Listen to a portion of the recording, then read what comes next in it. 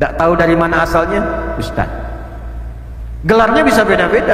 Di Kalimantan guru, ke Sumatera tuan guru, ke Jawa kiai, macam-macam gelarnya. Ada mama, lain-lain lah. Kalau sudah banyak yang muncul makin aneh, itu artinya ulama yang betulan makin sedikit. Seujug-ujug kita belajar sampai takbir, belum pernah ada dari tafsir, dari hadis, keterangan dari Nabi yang bisa video callan dengan malaikat.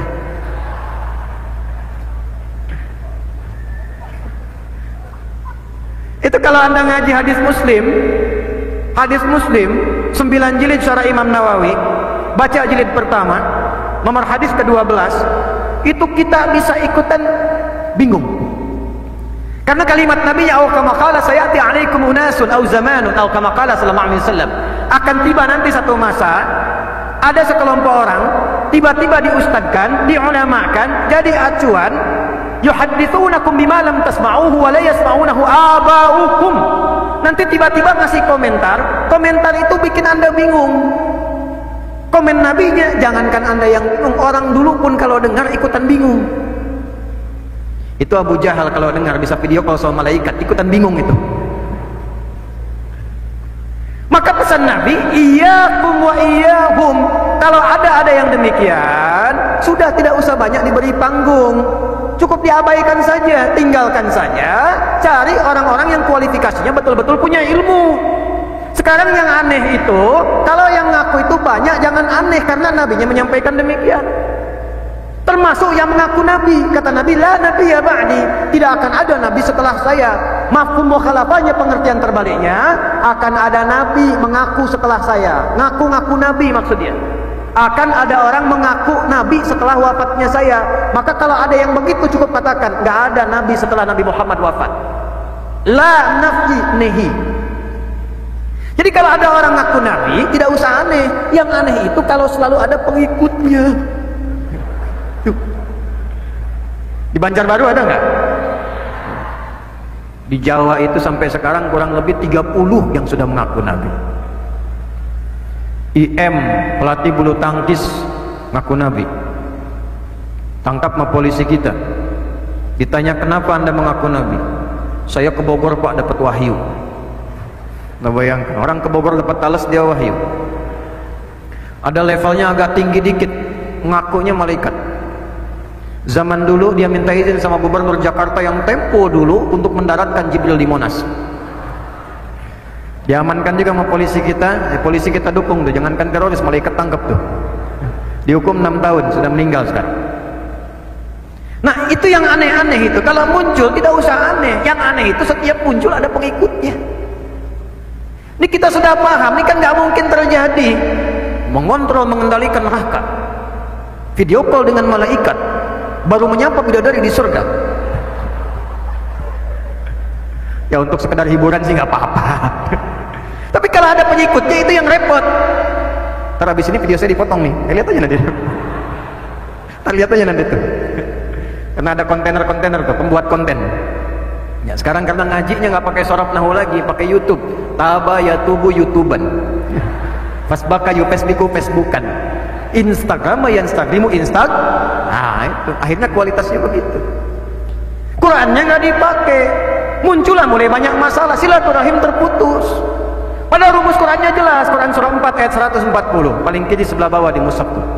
Wa qad nazzala 'alaikum fil kitab, telah tetap ketentuan dalam Al-Qur'an, an idza sami'tum ayatillahi yukfaru biha wa yustahza'u biha. Kalau ada orang aneh-aneh bawa ayat Al-Qur'an, saya mau bacakan ayat nih, mana mushaf? Wa yustahza'u biha, atau mengolok-olok ayat Al-Qur'an, dia tidak paham dengan Quran, bicara Quran, penjelasannya aneh, tidak bisa dipahami indahnya bahasa Al-Qur'an. Fala taq'udu ma'ahum, anda nggak usah mencela, tidak usah menghina, cukup kata Quran tinggalkan aja, karena itu nggak penting. Kalau anda orang penting akan menjauhi yang tidak penting. Mencela yang sudah tercela itu tidak ada kerjaan. Jadi tidak harus diberikan panggung, jangan difasilitasi. Kalau punya karya gak usah dibaca, kalau ada ceramah tidak usah disimak, tinggalkan.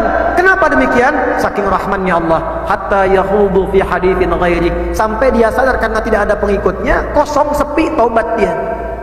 Kembalilah ke jalan yang benar. Innakum idzam mithluhum. Kalau Anda lama-lama nyimak, Anda terus ikuti, Anda lama-lama seperti itu. Anda koleksi videonya, besok-besok Anda makoli-makoli juga tuh. Cukup tinggalkan, lalu doakan, minta kepada Allah kebaikan. Itu contoh. Pertanyaan sekarang, masanya sudah hadir belum? Kejadiannya ada enggak? Naik di atas itu. Ini ilmunya yang ada dikit nih. Dikit tapi. Ada ilmu baru belajar tapi tidak paham sanad. Belum sampai fikih. Tidak mengerti maksud ayat ini kemana, secara bahasa apa, secara riwayat apa. Pokoknya secara teksnya begitu dipahaminya. Maka ini juga musibah. Karena akan tiba satu masa golongan orang-orang datang mengatakan ini yang benar, yang itu salah. Sehingga mengeraslah hatinya, terpecah silaturahimnya. Sebabnya sederhana, karena ilmu yang tidak tuntas. Contoh, masih ada waktu? Di Bekasi, tahu Bekasi? Nah, orang bilang planet lain katanya. Lampu merah sonon dikit tuh. Ini kisah nyata, saya alami sendiri. Suami istri, ayah, ibu, datang menghadap pagi untuk konsultasi. Wajah keduanya cemberut. Ternyata bukan masalah dunia, bukan masalah rumah tangga. Persoalannya justru seputar sholat. Suami pulang kerja dari Jakarta, macet, pulang nyampe rumah, ketinggalan jamaah di masjid, sholat di rumah. Begitu beliau i'tidal sami'allahu liman hamidah, lantas mau sujud. Saat sujud itulah istri melihat ternyata yang saat sujud yang turun lututnya duluan. Saya contohkan. Sami'allahu liman hamidah rabbana walakal hamd, dan seterusnya, turun lutut dulu begini. Ya. Istri melihat. Begitu melihat, selesai salam tanpa muqaddimah, Ini masalahnya. Langsung mengatakan, papa tadi sholatnya salah. Suami bertahan. Karena di Quran ar-rijalu qawwamuna 'alan, di rumah tangga itu yang mimpin suami, istri berpartner. Apa ciri khas pemimpin? Ciri khas pemimpin tidak ingin dipimpin. Jarang menerima saran, senang menerima masukan. Ini masuk tanpa mukaddimah mengatakan papa sholatnya salah, langsung defense. Salah kenapa, Mak?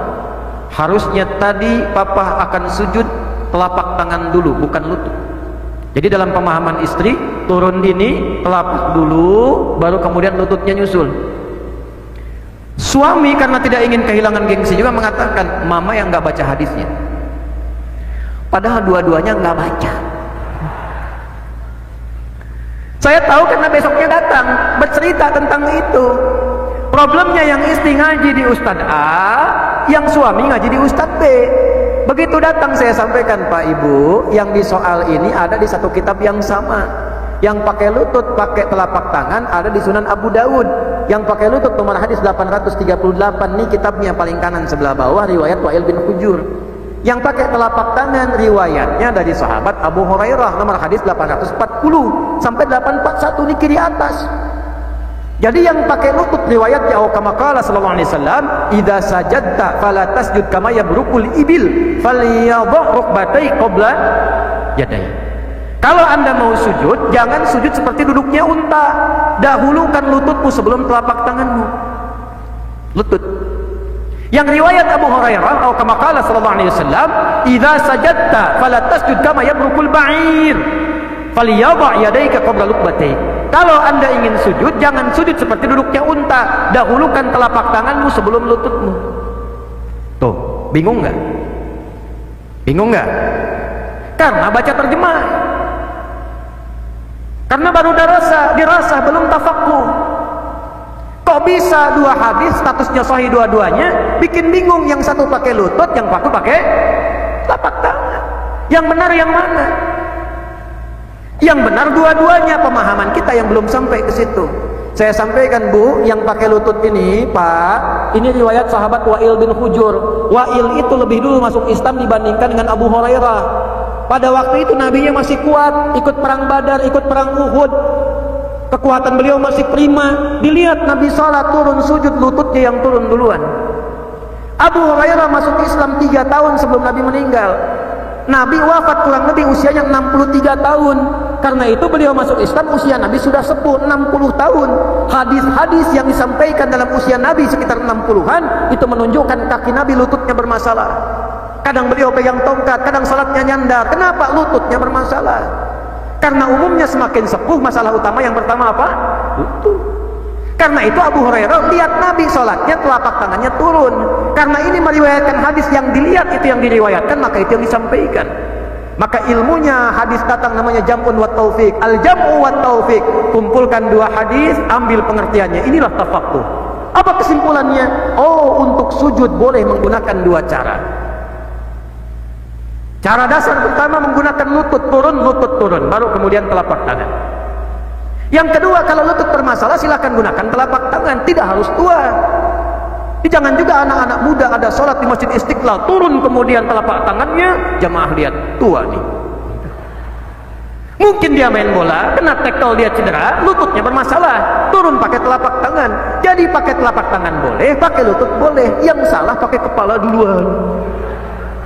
Masalah. Nah, itu namanya fiqih. Karena itu unta yang pertama ibil yang tidak punya beban, unta yang kedua ba'ir yang punya beban. Saya tanyalah ibu, Bu, unta itu berapa kakinya? Orang yang tak tahu unta bilangnya 4. Saya ngajar tafsir di Tripoli, anak-anak mahasiswa saya bawa ke kebun binatang. Nanti boleh praktekkan di sini. Yang pengajar di SD, di SMP, di pondok, baca tafsir tentang hewan-hewan dalam Al-Quran keluarkan, main kebun binatang, tanyakan pada pawang hewannya. Kenapa hewannya begini? Saya bagi 4 kelompok. Ada kelompok unta, 2 kelompok kera, monyet. Yang ketiga kelompok gajah, keempat kelompok ular. Begitu selesai dipanggil dengan nama hewannya. Unta, datang. Paling gak enak monyet tuh. Yang menarik unta ketika ditanya pawangnya, ternyata kakinya 2. Berapa kakinya? Depan tangannya, yang 2 belakang kakinya. Tuh. Jadi kalau tidak ada beban, unta itu tidak ada beban, maka dia mendahulukan bagian depannya. Nah, kita sebaliknya, lutut dahulukan. Tapi kalau dia punya beban tunggangan, maka dia tekuk lututnya dulu, baru kemudian telapaknya. Itu maksudnya. Kalau kita ngaji fikihnya sampai ke situ dalam kajian kita. Bahasanya apa? Timbangannya apa? Pakai alfiahnya. Dari mulai awal sampai akhirnya 1002 bait. Gunakan kaidahnya. Oh, ini pakai balaghah, apa bacanya? Ma'ani, bayan atau badi'? Ini pakai arus dari 16 buhur, dipakai yang mana buhurnya? Apakah tawil, apakah rajas, apakah madid dan sebagainya? Paham sejarahnya, apa asbabul wurudnya? Apa asbabul nuzulnya? Mengerti ini sempurna hukumnya. Nah, sekarang kita punya masalah, kadang-kadang ngaji tidak tuntas, yang paling celaka akhirnya saling mencela. Yang paling berbahaya, ini hadis Muslim, bahaya. Menghilangkan pahala. Awas dia ngaji Quran, ngaji sunnah, hati-hati nih. Menghilangkan pahala. Kalau ada orang belajar bahkan beramal, setelah itu dia mencela orang lain, maka amal dari pelajaran dan pahalanya langsung ditransfer pada yang dicela itu. Namanya hadis muflis. Maaf, fokus. Kata Nabi, akan datang orang mengaku umatku, ya'ti yaumal qiyamati bi salatin. Dia itu rajin salat di dunianya, belajar dengan gurunya tentang tahajud, malamnya dia tahajud, nggak pernah putus. Cuma karena belajarnya nggak tuntas, dia mengatakan, berkesimpulan cuman dia yang benar, cara orang lain salah. Apapun itu. Ingat, kalau Nabi isyaratkan demikian akan terjadi. Wasyamin, puasanya rajin, dalil puasa hafal. Tapi bukan hanya dipakai ibadah, dalil itu dikumpulkan untuk menyoal orang lain, hanya untuk berselisih, hanya untuk mencela. Apa yang terjadi? Wasyamin wa zakatin wa ya'ti qad syatama hadza, senangnya mencela.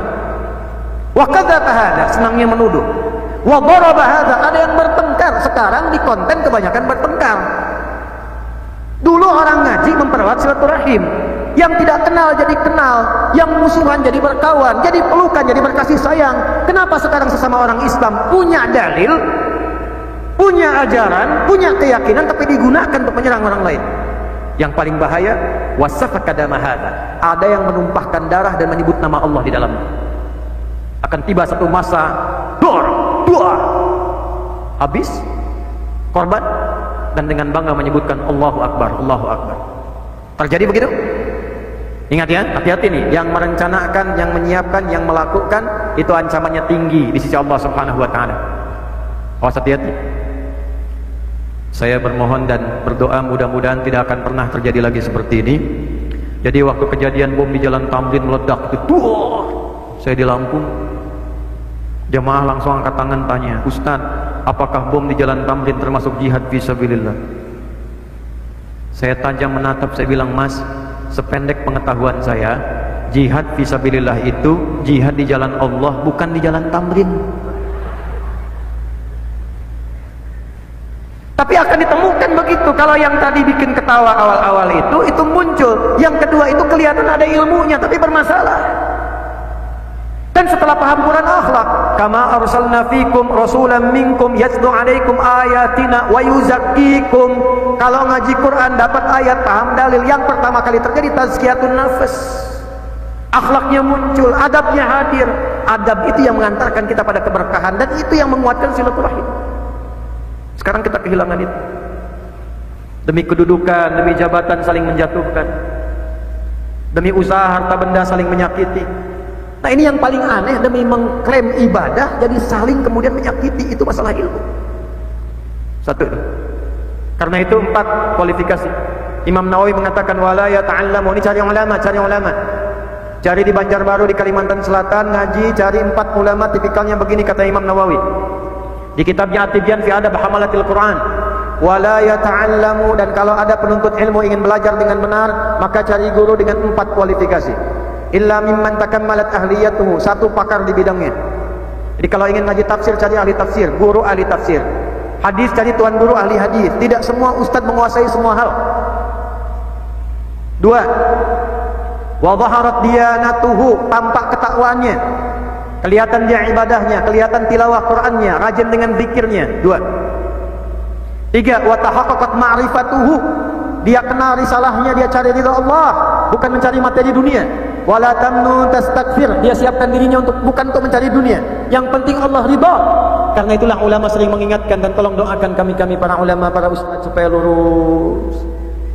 Jamaah datang dari asar, dari siang malam mencari akhirat, masa ustaz dia cari dunia? Kan musibah. Seringkali perbedaan para ustaz bukan karena pendapat, tapi karena pendapatan. Dunia. Hati-hati itu. Hati-hati. Popularitas, materi dunia, tantangan. Cari yang guru betul-betul ikhlas, yang tidak diukur dengan amplopnya, tidak diukur dengan transferannya.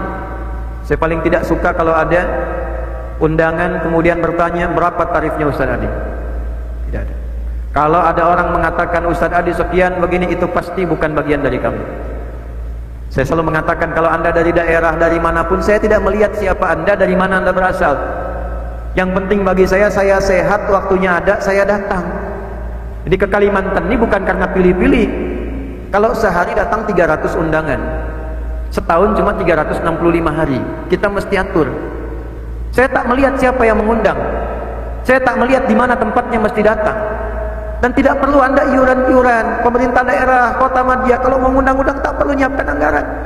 Kami berangkat bisa datang, kami datang. Lebih baik perhatikan masyarakat, ayomi masyarakat. Karena kami punya kontrak dengan Allah. Jaga nilai ibadah. Nah, teman-teman cari kalau ada orang-orang ulama demikian di Banjarbaru, jaga itu ulamanya. Jaga keluarganya, jaga dengan doa, jaga dengan perhatian, karena susah menemukannya demikian. Yang keempat, washtaharat siyanatuhu, akhlaknya mulia. Jadi kita dapat ilmunya, dapat agamanya, dapat ibadahnya, dapat akhlaknya.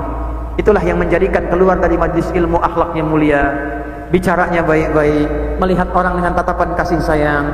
Orang taubat itu bukan karena ceramahnya, lihat wajahnya sudah ingat Allah. Ada orang melihat tetangga kan sudah ingat utang tuh. Jadi ada orang melihat, banyak dulu ulama itu yang datang ke majlis ilmu hanya untuk melihat sosok temannya, begitu melihat balik lagi. Kok anda nggak teruskan? Saya cuma ingin lihat sosok yang mengingatkan saya dengan Allah Subhanahu Wa Taala. Balik lagi khusyuk ibadah. Nah, sulit menemukan yang demikian.